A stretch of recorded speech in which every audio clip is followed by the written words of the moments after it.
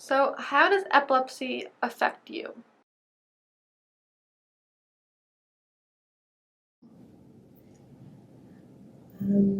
When I first met him, I knew nothing about epilepsy. I didn't know what to do. I never seen someone have a seizure before. So the first seizure I ever seen him have, it was very overwhelming. Is I work with patients with seizure disorders. So I take it home with me every night too, just in case you thought that I left at like whatever time I left and didn't think about it. I think about it all the time. I have a certain number of patients who contact me by text message, Facebook message, you name it, at any time of day or night. So I'm essentially there for them whenever they need me. The fact that it entered my life at the age of 55, I lost the ability to drive a car for 2 years, and it got me fired because of my inability to drive. Epilepsy affected my social life by quite a bit, and it affected my abilities to perform in school, definitely, and it also affected me in a lot of ways trying to hold a job. But really, I could go on. There's a long list, but too long. Why do you support organizations like the Epilepsy Association of Nova Scotia? Because they help. It took probably 15 years for her to actually get diagnosed for her epilepsy. So I was with her for like 12 or 13 of those years before she got diagnosed.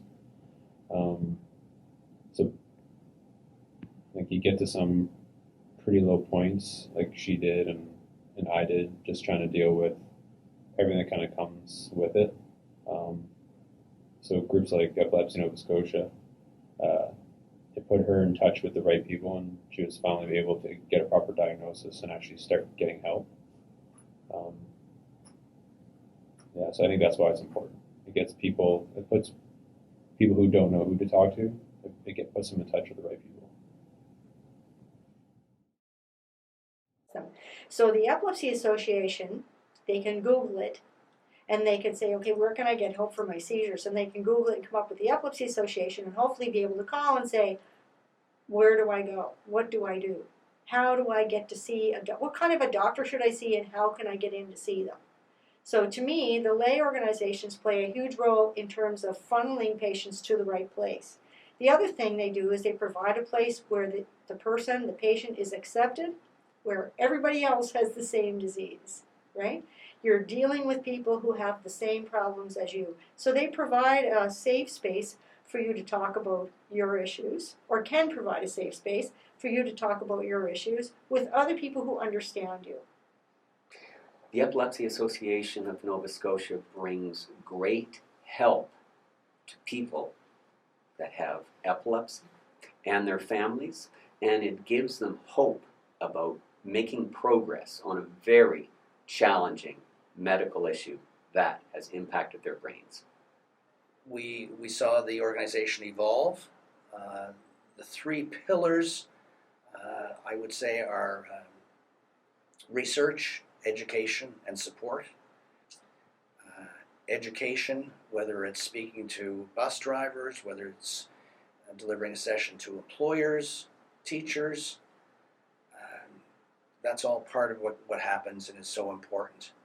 And then the final piece is that support. Whether that's support for someone in crisis, whether that's support to help someone find and get in to see a doctor, dealing with medication, all of those things are critically important to those of us who have been touched by epilepsy. And the association cannot continue to do its work in those areas without support of volunteers and without financial support, of course. Well, I know for a lot of people, myself included, when I first started having seizures, which was only 2011, I didn't know what was happening. I had no idea what was going on. And there are a lot of parents and probably adults out there that are struggling to find support medications, get a diagnosis, and it's important that people have somewhere to go where they can get guidance perhaps, or parents need support for their children, or perhaps just other adults. If you are an adult with seizures and you need someone to talk to, there are support groups with Epilepsy Nova Scotia.